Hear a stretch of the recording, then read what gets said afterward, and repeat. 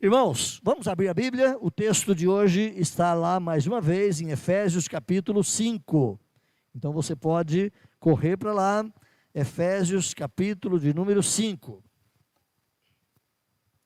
Nós vamos compartilhar nessa oportunidade apenas os 2 versículos na sequência de onde havíamos parado na última semana, versículo 15 e 16.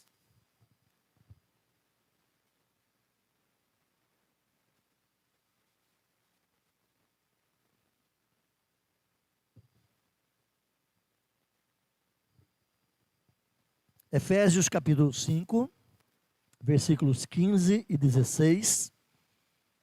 Eu proponho para os irmãos uma exposição até o versículo de número 17, mas em 2 sessões. Então, hoje uma primeira parte e no próximo domingo uma segunda parte sobre o mesmo tema, requisitos para uma vida cristã de qualidade. Nós somos chamados não apenas a ir para o céu, fomos chamados não apenas para abraçarmos a Bíblia e dizermos que somos cristãos. Fomos chamados não apenas para sermos religiosos de uma denominação evangélica. Fomos chamados para sermos cidadãos do reino de Deus. E como cidadãos do reino de Deus, nós temos normas, leis, princípios, mandamentos, verdades que devem ser conhecidas e vividas em nossa vida a cada instante.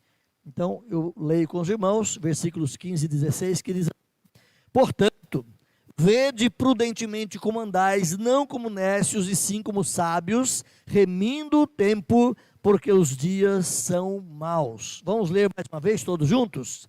15 e 16. Portanto, vede prudentemente como andais, não como nécios e sim como sábios, remindo o tempo, porque os dias são maus. Você já teve aquela sensação de que a sua vida cristã não esposa, não carrega nela aquela qualidade de vida piedosa, santa, separada, consagrada que você vê na Escritura? E você fala: eu estou em débito, está faltando alguma coisa para mim, eu preciso de uma dedicação maior ao Senhor. E você se esforça, você faz um voto, e você recomeça, e depois de um tempo você percebe que você continua quase que na mesma estaca zero. Não houve muita evolução no seu processo de piedade, e de consagração ao Senhor. Você tem visto isso na sua vida?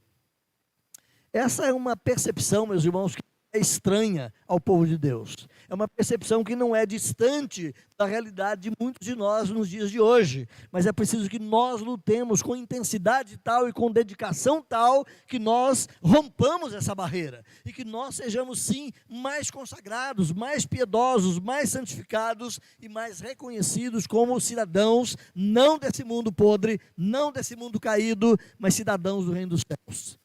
Pensem conforme as normas de lá, que vivam os princípios de lá aqui na terra. Lembra daquela expressão de Jesus lá no texto da oração do Pai Nosso? Venha o teu reino. O que é isso? Venha o teu reino. É que as realidades que existem no governo de Deus lá na eternidade, lá na presença augusta do Senhor, que aquela realidade de santidade, de reverência, de dedicação, de obediência ímpar, ela seja vivida aqui na terra, ela seja experimentada aqui na terra. E quem é que vai trazer as realidades desse reino para cá?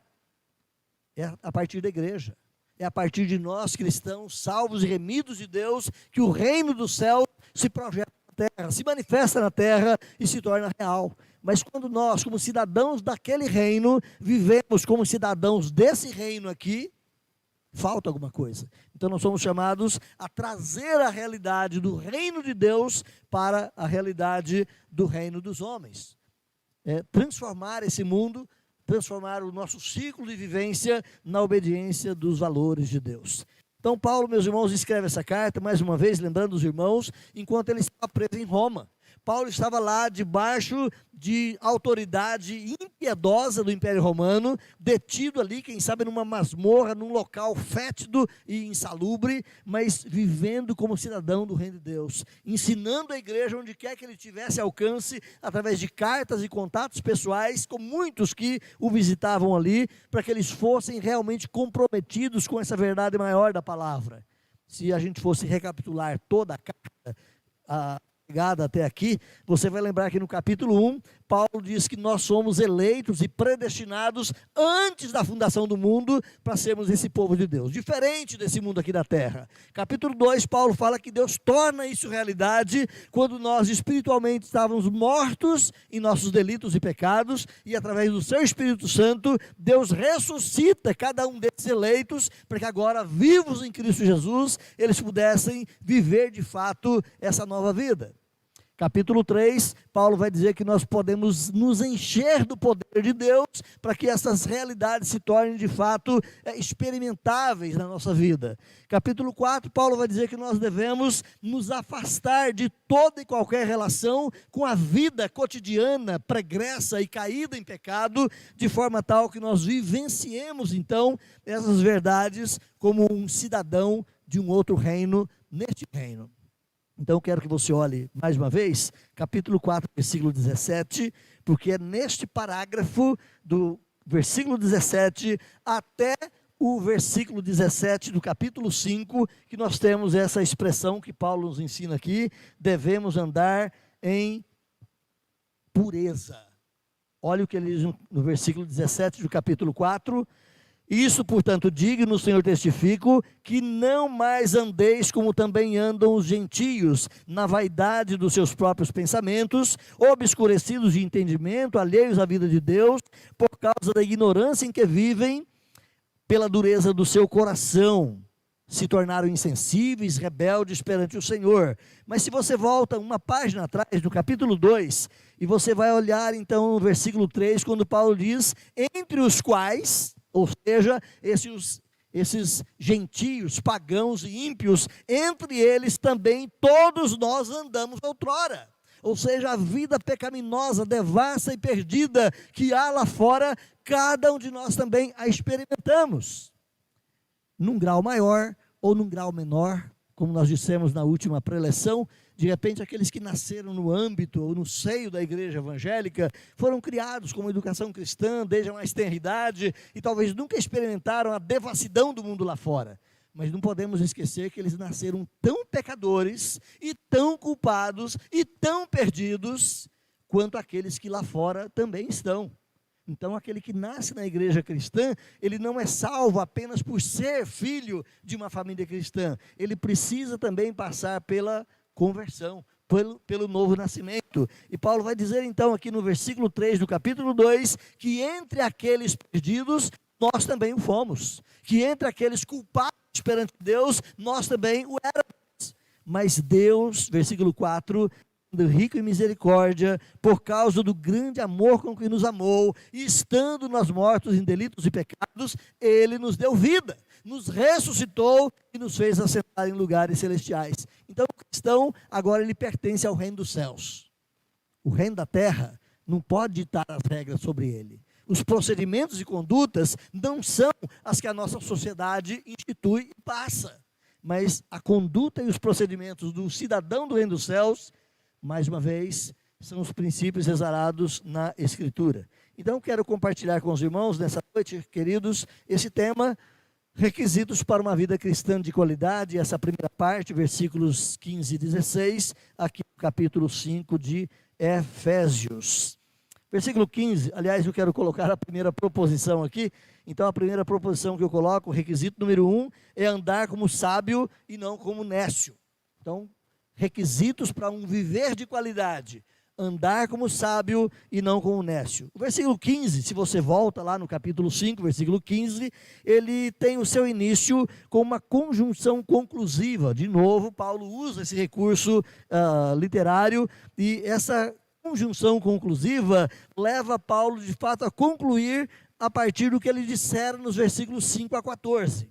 Se você for ler versículos 7 a 14, ele fala que vocês não deveriam ser participantes das obras infrutíferas das trevas. Vocês não deveriam ser cúmplices no pensamento, no falar e na prática daqueles que estão em trevas. O cristão tem que ser diferente, dissemos na semana passada, porque o cristão, diz Paulo aqui, agora sois luz no Senhor. Andem, portanto, como filhos da luz. Então, essa conclusão de Paulo, do versículo 15 em diante, é justamente baseado nisso. Já que vocês são luz no Senhor, já que vocês não são do mundo de trevas, olhem prudentemente como é que vocês estão andando. Olhem com atenção a maneira como vocês estão vivendo. Portem-se de maneira adequada a esse reino, não como nécio e sim como sábio. Então essa é a nossa primeira proposição, requisito número 1, andar como sábio e não como nécio. O primeiro requisito, então, para a vida cristã de qualidade, queridos, alistado aqui pelo apóstolo Paulo, é andar como sábio, não andar como um nécio. Paulo exorta os cristãos de Éfeso que eles assumissem uma postura contrária à postura do homem lá fora, contrária aos princípios que regem a nossa sociedade pervertida e corrompida. Uma vez que o cristão não está em trevas, ele agora tem uma visão clara. O apóstolo exorta esses irmãos a viverem nessa clareza. Olhem de maneira clara como é que vocês estão vivendo. Olhe mais uma vez aí o texto no capítulo 5, versículo 15. Vede prudentemente. A palavra vede prudentemente, aqui do texto, reflete o termo grego blepete akribos. Esse termo grego, blepete akribos, ele é traduzido para nós de uma forma que nós possamos olhar acuradamente, olhar detalhadamente o caminho que você está andando. É esse mesmo caminho do Senhor? É esse mesmo caminho da palavra de Deus? Cuide para que você realmente ande no caminho da palavra de Deus, ou seja, dê grande atenção. Essa é a expressão dessa tradução, então, dê grande atenção ao caminho que você está andando. Olhe como é que você está se portando. Vede prudentemente como andais. Nós já falamos em outros momentos que o verbo andar, especialmente aqui nessa carta e também em tantos outros lugares da Escritura, o verbo andar aqui, ele não é apenas o exercício da perna locomovendo o corpo. O verbo andar aqui, ele reflete ao modo de vida. Olhe como é que vocês estão vivendo. É isso que Paulo está dizendo, não é meramente o andar físico, mas olhem como vocês estão vivendo, prudentemente como andais. Então esse termo peripateite, que Paulo usa aqui, expressa essa habitual atividade de andar, de viver, de se locomover, de ser e de existir no meio de uma sociedade. Esse uso dessa metáfora, ele é comum, como nós dissemos, na literatura de Paulo e nas outras literaturas também cristãs ou fora da Bíblia, o andar como forma de vida, o andar como maneira de ser. E Paulo propõe aqui, então, meus irmãos, duas formas que o cristão precisa ter cuidado na sua maneira de andar, na sua maneira de viver. Uma de conotação negativa, outra de conotação positiva. A primeira conotação negativa é aquela expressão que Paulo diz, não como nécios. Olhe, não vivam como nécios. O que é um nécio? A palavra nécio, azofoi, ou asofoi, que, se você se lembra, a palavra sofos, ou sofia, é a palavra sabedoria, o sofoi é sábios, então o asofoi é não sábios. Olhe para que vocês andem não como uma pessoa que não tem a sabedoria. Olhe para que você viva não como uma pessoa tola qualquer que vive a vida de qualquer maneira. Não olhe ou não viva como alguém que é embotado, como alguém que é o insensato. Essa expressão insensato é também recorrente em todo o texto bíblico. Então aqui Paulo, meus irmãos, ele se refere àquela condição espiritual de ignorância que é comum ao povo sem Deus. eles vivem de qualquer maneira, sem qualquer atividade de relação com Deus, vivem a vida como se a vida fosse apenas aqui, buscam os prazeres como se tudo se acabasse, tão somente no círculo dessa existência. E Paulo diz então para eles: vede prudentemente como andais, não como esses tolos que tem por aí na vida, não como pessoas insensatas e desprovidas de sabedoria, sofoi, mas vivam como sofoi, vivam como sábios, é o que Paulo vai indicar aqui. Então, queridos irmãos, Paulo está dizendo que eles não deveriam ser semelhantes aos vizinhos deles, vizinhos não necessariamente geograficamente, mas vizinhos em termos de existencialidade. Vocês são do reino de Deus e há aqueles que não são do reino de Deus. Vocês são do reino celestial e há aqueles que estão próximos a vocês e não são desse reino. Cuidem para que vocês não vivam como eles. Cuidem para que vocês não se envolvam na vida infrutífera das trevas e do pecado na qual eles vivem. Então, eles deveriam ter esse cuidado, para que eles não sofressem a influência do príncipe das trevas, para que eles não vivessem os desejos da carne, para que eles não cumprissem apenas os desejos de uma mente entenebrecida e obscurecida pelo pecado, mas que eles vivessem, como diz o versículo 8, como filhos da luz.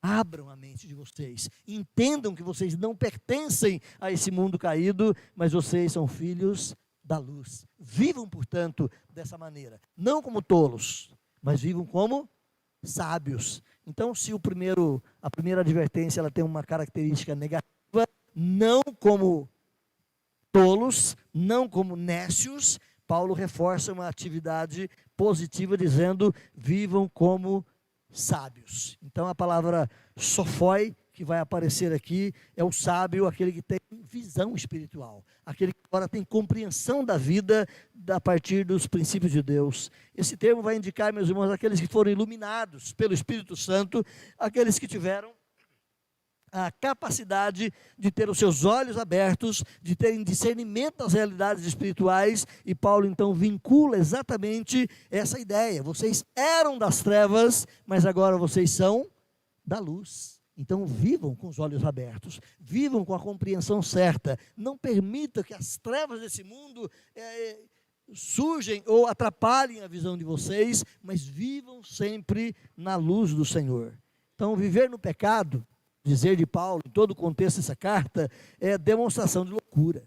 Viver no pecado é estar fora da vontade e da bênção de Deus. O crente, portanto, não pode fazer isso. Ele precisa viver nos princípios de Deus e na luz. O termo que nós temos aqui, então, peripateite rossofoi, ou seja, vivam como sábios, andem como sábios, traduzido aqui na sua versão exatamente assim: andem não como nécios, mas andem, sim, como sábios. Implica no modo de vida. Como é que nós estamos vivendo? As pessoas que conhecem você, seja no trabalho, na escola, na sociedade, na vivência social, como é que eles olham para você? Você é apenas um a mais na multidão de pessoas que estão vivendo de qualquer maneira? Ou você sabe exatamente onde está indo? E o seu comportamento, suas palavras, seu modo de pensar, sua maneira de ser, deixa que eles percebam que você é diferente deles. Que parece que você é um estranho no ninho, que você é alguém de outro mundo. E de repente você é, sim, de outro mundo. Não são deste mundo, disse Jesus. Vocês pertencem ao reino dos céus. E lá a vida é diferente. Lá o comportamento é diferente. Lá o pensar é diferente. Então o cristão ele tem que ser, sim, um estranho no ninho. Ele tem que ser, sim, um peixe fora d'água. Ele tem que ser, sim, alguém que navegue, que reme contra a correnteza da nossa sociedade. Não dá para sermos iguais. É isso que Paulo está dizendo: não andem como tolos. Não vivam como pessoas que não têm discernimento da vida, mas vivam como sábios. Segunda proposição que eu coloco aqui, amados, o requisito número 2, remir o tempo, porque os dias são maus. Então, compete ao cristão remir o tempo, porque ele vive em dias ruins. Vamos entender um pouquinho mais de perto isso. Paulo estabelece aqui como princípio de qualidade para uma vida cristã de qualidade, é isso: remir o tempo. Remir o tempo porque os dias são maus. O verbo que Paulo vai usar aqui, a palavrinha meio desconhecida e até fora de nexo para a gente, exagorazomenoi. Essa palavra que Paulo vai usar aqui é remir o tempo. Em algumas versões, talvez, alguns irmãos podem ter versão diferente aí, ao invés de dizer remir o tempo, fala em aproveitar a oportunidade. Então, é essa ideia que Paulo traz, você viva como sábio, aproveitando cada oportunidade, para deixar que o mundo conheça quem você é, para deixar que o mundo veja quem é de fato essa pessoa alcançada por Cristo Jesus. Remir o tempo. A ideia de remir é a ideia de redimir, de comprar para si, de pagar o preço, para que esse tempo seja bem aproveitado. Então a Bíblia nos ensina sobre a mordomia do crente. O que é mordomia? A palavra mordomia também é uma palavrinha grega, né? E vem lá do texto original, que é mor, no caso, é o maior, e o do latim usa-se a mesma ideia, e domus, que é a casa. Então, mordomia indica aquele que é o maior servo dentro de uma casa e que cuida dos bens da casa do seu senhor. Lembra de José lá do Egito? Falamos há pouco tempo sobre ele aqui. José lá no Egito, embora escravo na casa de Potifar, ele era o escravo que cuidava de toda a casa. Depois ele é removido para a prisão por questões outras, e lá na prisão ele também é o prisioneiro mais importante daquele lugar, porque ele era um homem de confiança. O carcereiro deixava as chaves da prisão na mão dele, e ele cuidava de todos os presos com dignidade, com respeito. É aquele que é o cuidador das coisas do seu Senhor. Então o mordomo, e cada um de nós assim somos reconhecidos na Escritura como mordomos, que cuidamos das coisas do nosso Senhor. Jesus conta algumas parábolas dizendo isso, né? Havia certo rei que saiu em viagem e deixou os seus bens na mão dos seus oficiais, dos seus servos, e a um ele deu tanto, a outro deu tanto, a outro deu tanto, e depois ele diz, olha, eu voltarei, e quando eu voltar, presto conta com vocês. Jesus conta algumas parábolas com esse mesmo tom, para mostrar que nós somos esses mordomos, responsáveis por gerir, por cuidar dos bens da casa do nosso Deus. Então, quando Paulo fala aqui em remir o tempo, ele está falando de mordomia. Então, a nossa mordomia como cristãos, ela envolve tudo que somos e tudo que temos. Você trabalha? Você ganha lá no seu trabalho? De quem é esse dinheiro? É seu? Não, ele é de Deus. Não é? Tudo que você tem é de Deus. Você tem casa? É de Deus. Você tem carro? É de Deus. Você tem dinheiro? É de Deus. Você tem, tudo que você tem pertence ao Senhor. E a Escritura tem ampla base para nos ajudar nisso. Salmo 24:1, lembra? Do Senhor é a terra, o mundo e tudo que nele se contém, os seus habitantes e todos os que nele vivem. Essa é uma expressão mais aberta aqui da tradução do texto, mas o texto ele diz isso, tudo é do Senhor. Lá em Ageu, capítulo 2, versículo 6, minha é a prata e meu é o ouro, diz o Senhor. Tudo pertence a Ele, nada é nosso, inclusive nós somos do Senhor. Então a mordomia, meus irmãos, é a compreensão de que nós somos de Deus e de que tudo que temos também é do Senhor. O tempo é de quem? É de Deus. Ele é o criador do tempo, ele é o inventor do tempo, ele é o gerador dessa estrutura e forma de vida dentro de períodos, de segundos, minutos, anos, etc. Deus que criou tudo isso. Como é que nós administramos o nosso tempo? Ah, pastor, eu não tenho tempo para nada, a minha vida é uma correria. Todo mundo fala isso, né? Nós não temos tempo para nada. Se o dia tivesse 30 horas, você também continuaria vivendo intensamente e queria que ele tivesse horas a mais. Porque nós não cuidamos do nosso tempo. Nós não administramos bem o nosso tempo. E Paulo está dizendo isso, meus irmãos. Para essa igreja ali em Éfeso, redimam o tempo. Redimindo o tempo. Remindo o tempo. Comprando de volta um tempo que é mal empregado, usando esse tempo para a glória de Deus. Isso não significa que o cristão não pode ter lazer. Não significa que o cristão não pode assistir um bom filme. Não significa que o cristão não pode ter uma casa de campo ou de praia e desfrutar desses bens temporários e passageiros dessa vida. Pode sim, mas no conjunto de toda a vida, como é que aplica o seu tempo? Eu sempre pergunto aqui para a igreja, né? Quantas horas tem a semana? 168, não esquece não, né? 168 horas tem a semana. Se você fosse dar o dízimo dessas 168 horas, e falar essas 16 horas e pouco aqui, elas vão ser exclusivamente separadas para o serviço de Deus. Vou gastar tempo com a igreja, vou gastar tempo com a escritura, vou gastar tempo em socorro às pessoas, vou gastar tempo em oração, vou dedicar 16 horas na semana só para um relacionamento mais estreito e mais exclusivo com o Senhor. As outras tantas horas também pertencem a Ele, portanto eu também preciso viver as outras tantas horas de maneira apropriada e correta. Quem paga o dízimo das horas da semana? A gente não faz isso, né? Obviamente que não é esse o teor também da Escritura, mas só para a gente perceber, meus irmãos, que nós muitas vezes não gerimos bem o nosso tempo. E falta tempo para tudo.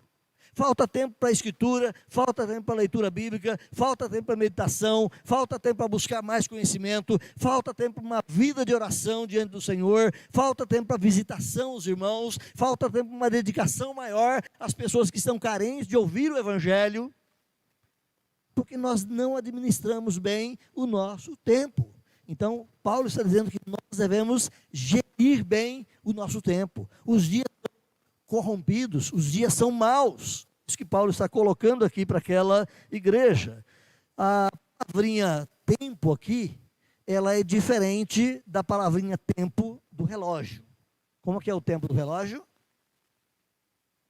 Cronos, né? Você vai cronometrar quanto tempo você gasta daqui até tal lugar. Então você vai marcar no relógio quanto tempo gasta. A palavrinha aqui não é o tempo cronos, mas a palavrinha aqui é o tempo kairos. A palavrinha tempo kairos, ela não se especifica necessariamente a um tempo determinado e contado por segundos, minutos, horas e tanto mais, mas é o tempo da existência. A nossa existência é numa época ruim.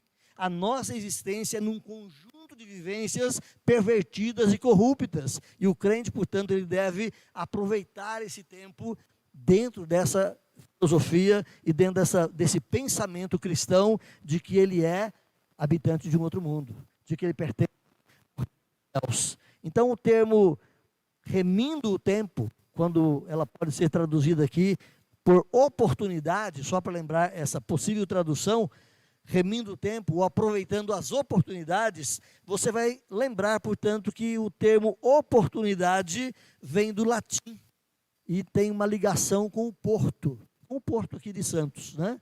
Uma base portuária. Oportunidade significa aquele navio que está aproveitando o vento e a maré para chegar ao porto. A oportunidade, o ancorar ali no porto, no lugar correto. Então, quando a Bíblia diz que nós temos oportunidades, é que nós estamos também tendo condições de chegar a um lugar específico, correto e premeditado pelo próprio Deus. Então, os crentes não devem esperar que a oportunidade caia no colo. Mas o cristão precisa entender que a oportunidade precisa ser vivenciada dentro do seu momento. Qual é a força da maré? Qual é a força dos ventos? Como aproveitar tudo isso para que a embarcação chegue lá? Quais são as situações que estão envolvendo a sua vida nesse momento presente para que você consiga chegar na vontade de Deus? Aproveitando o tempo, remindo o tempo, sabendo viver dentro da oportunidade correta. Então o cristão deve remir, comprar, pagar o preço para aproveitar corretamente esse tempo ou essa oportunidade para viver como cidadão do reino da luz, como cidadão do reino de Deus. Dr. William Hendrickson é um pastor já falecido, teólogo reformado, e ele vai dizer que à luz de todo o contexto, a oportunidade referida consiste em mostrar por meios de suas vidas e condutas o poder e a glória do Evangelho, desmascarando assim o mal, enriquecendo-se de boas obras, alcançando a segurança da salvação para si mesmos, fortalecendo a comunhão, conquistando o próximo para Cristo e glorificando a Deus através de todas essas coisas. A oportunidade perdida jamais volta. Então é aproveitando esse momento para viver de modo digno, aproveitando as circunstâncias que te cercam, para deixar que o mundo perceba que você não pertence a esse mundo, que você tem uma vida consagrada, separada e própria daqueles que pertencem ao reino dos céus. Para Paulo, meus irmãos, o bom aproveitamento do tempo, ele diz aqui, o remir do tempo, deve-se ao fato de que os dias são maus. Então eu preciso aproveitar esse momento que eu vivo e não me envolver, não embarcar nas condições de uma sociedade corrompida, mas viver de maneira tão sábia nesse tempo que eu estou, porque os dias que nós estamos são maus. A nossa sociedade é corrompida, é pervertida, é apodrecida, como diz João, jaz no maligno, está envolta no pecado, e se nós envolvermos com isso, nós estaremos maculando a nova vida que recebemos em Cristo. Estamos deixando de aparecer como cidadãos do reino dos céus e vivendo como cidadãos de um reino apodrecido, de um reino enlameado. Admoestações semelhantes a essas, meus irmãos, de Paulo aqui nesse texto, aparecem também em outros locais dos escritos paulinos. Eu quero convidar você a ir para Romanos capítulo 13. Faça isso comigo. Romanos capítulo 13.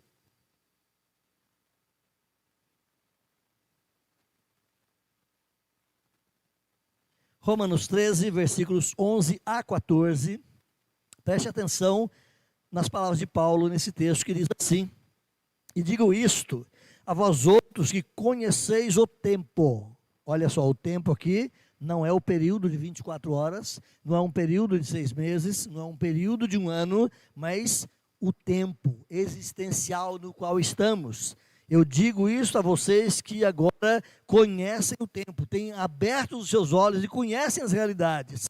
Já é hora de vos despertar do sono, porque a vossa salvação está agora mais perto do que quando no princípio cremos. Vai alta a noite e vem chegando o dia. Deixemos, pois, as obras das trevas e revistamo-nos das armas da luz. Andemos dignamente como em pleno dia, não em orgias, não em bebedices, não em impudicícia e dissoluções, não em contendas e ciúmes, mas revestivos do Senhor Jesus, e nada disponhais para a carne no tocante às suas concupiscências.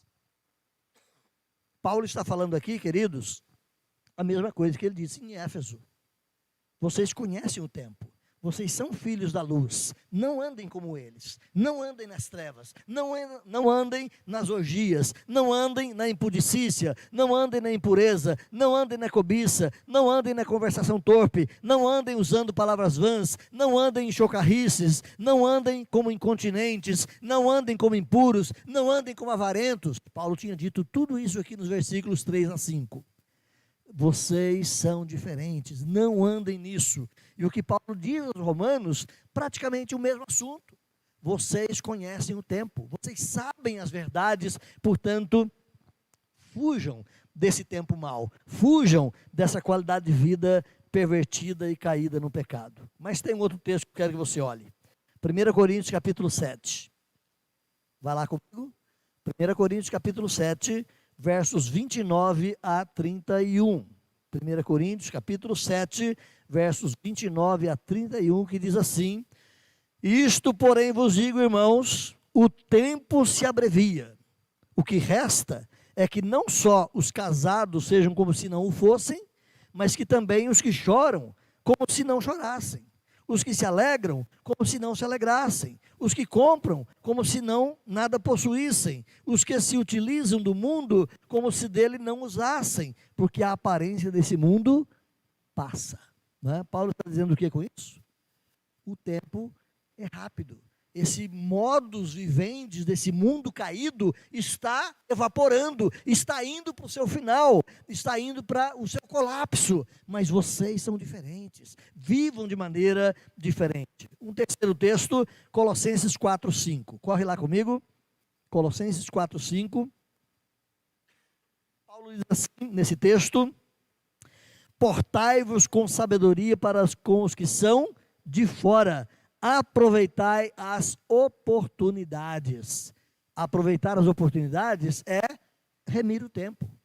Aproveite o seu tempo de vida de maneira correta. Cuidado com esse mundo podre, cuidado com os tempos maus no qual nós vivemos. O tempo se abrevia, é o que Paulo havia dito há pouco, então, na leitura lá de 1 Coríntios 7, verso 29. O tempo se abrevia. E esse mundo mau está próximo ao seu fim. Quando chegar o fim, você vai ser pego em qual território? Desse mundo mau ou daqueles que andam no reino dos céus? Na semana passada, eu alavanquei aqui aquela parábola de Jesus sobre as 10 virgens. 5 delas, prudentes, remindo o tempo, aproveitaram a vida, viveram de maneira correta perante os princípios do Senhor. Outras 5, elas eram nécias, tolas, não foram prudentes, não viveram de maneira correta, e quando o Senhor chega, elas são rechaçadas, elas são deixadas de lado. E é disso que Paulo está dizendo: esse tempo vai passar. Em qual território você vai estar? Pisando onde? Quando o Rei dos Reis se manifestar? Vai estar vivenciando a prática desse mundo caído? Ou vai estar vivenciando os valores do reino dos céus? Warren Wiersbe é um comentarista bíblico também. Ele vai dizer assim, que a brevidade da vida é um forte argumento para que se faça o melhor uso possível das oportunidades que Deus nos tem dado. A brevidade da vida passa rapidamente, e quando fechar os olhos aqui e você se deparar na presença do Rei dos Reis, Ele vai pedir conta da sua vida. Eu te dei lá 50, 70, 80 anos, ou 20, ou 30, como é que foi o seu uso do tempo lá? Como é que você viveu isso lá? Então Jesus conta também várias parábolas sobre essa prestação de contas. Se os dias eram maus lá nos dias de Paulo, na nossa época está melhor ou pior? A gente acha que a nossa época talvez seja mais difícil de viver o cristianismo, porque tem tanta tecnologia, tanta coisa sendo criada, e o pecado sendo despejado em tão grande quantidade em cima do povo cristão. Meus irmãos, era tão podre lá quanto é podre aqui. Nós não podemos imaginar que para eles foi fácil. Pelo contrário, para eles também foi extremamente difícil viver o cristianismo. Quando Jesus fala que apertado é o caminho e estreita é a porta, ele estava dizendo que isso é em qualquer lugar, em qualquer época. Era dificílimo ser um cristão autêntico lá nos dias de Paulo. Paulo vai dizer para Timóteo o seguinte: todos quantos quiserem viver piedosamente em Cristo Jesus vão ser perseguidos. Vai ter oposição a ele. Na nossa época, se nós também formos radicais e cristãos exímios no cumprimento da palavra, nós vamos sofrer perseguições. Talvez dentro da sua casa, seu esposo, sua esposa vai falar coisas contra você, seus filhos vão jogar coisa na cara, os seus colegas de trabalho vão ridicularizar você, e daí por diante.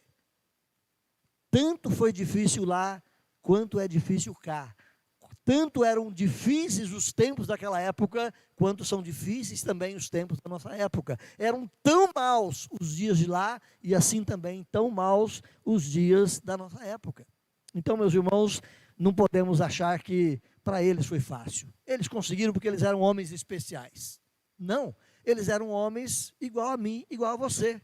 Diz o nosso irmão Tiago que eles eram sujeitos aos mesmos sentimentos que nós, não é, Elias? Aliás, ele diz isso acerca de Elias, né? Elias era um homem sujeito aos mesmos sentimentos que os nossos. Ele não era um super-homem, ele não era um super-crente. Ele apenas era um homem temente ao Senhor. Teve suas dificuldades, seus percalços, suas falhas, mas pagou o preço para viver como cidadão do reino dos céus na sua época. Os cristãos da época de Paulo foram ensinados também a pagar o preço, a remir o tempo, para viver como cidadão do reino da luz, no meio de um mundo de trevas. E nós somos chamados à mesma coisa. Então termino aqui. Como filho da luz, irmãos, como é que você tem andado? De novo, colegas de trabalho, família, conhecidos, amigos da sociedade, eles olham para você e veem o que em você? Veem em você uma pessoa santa? Um homem santo, um jovem santo, uma mulher santa? Vê em você um comportamento tão diferente daquilo que é comum lá fora? E estranham que você vive assim, de modo tão separado? Ou você é mais um deles? Como é que a sociedade podre olha para o povo de Deus em nossos dias? Você tem sido sábio ou você tem sido um tolo, um nécio? Como você tem aproveitado o tempo de modo que você vive realmente os valores do Evangelho no meio desse tempo corrompido no qual nós vivemos? Os dias são maus. Disse Paulo aqui, se nossos dias são maus, assim como dissemos, nos dias apostólicos também não foi simples assim, e nos últimos dias, até o final da história, serão dias maus. Existe uma expressão na Bíblia, os últimos dias. E nós muitas vezes pensamos que os últimos dias vão ser aquele tempo lá da época da vinda de Cristo, que pode ser daqui 1 ano, daqui 2, daqui 10, daqui 500 anos, sei lá quando, mas os últimos dias não são os tempos próximos à vinda de Jesus. Os últimos dias são os tempos que compreendem a era da igreja. Jesus diz que os últimos dias começaram nele. Nós já estamos vivendo os últimos dias desde os tempos de Jesus e esses últimos dias até o último dia da volta do Senhor. Nós estamos nesse tempo ruim. Esses últimos dias são de trevas, terríveis, cheios de pecado, e nós não vamos consertar esse mundo. Mas nós podemos ser luz no meio dessas trevas. Então esse é o chamado de Paulo nessa carta. Portanto, vede prudentemente como vocês estão andando, considerando a vida que eles têm sem Deus e considerando a vida que vocês receberam em Cristo Jesus. Vejam como vocês andam. É o desafio de Paulo a cada um de nós. Nosso desejo, meus irmãos, é que nós sejamos crentes que briguemos conosco mesmos, que lutemos contra nós mesmos e contra esse mundo pervertido, de modo que a igreja se manifeste diferente. Que pessoas olhem para nós, mesmo que sejam poucos aqui, mas eles olhem para nós e falem, aquele povo ali é um povo diferente. Eles têm um compromisso diferente, têm uma vida diferente, têm uma ética diferente, têm um comportamento diferente, eles não são dos nossos. Que Deus te abençoe. Que Deus nos ajude a viver nesses dias maus os valores do reino dos céus.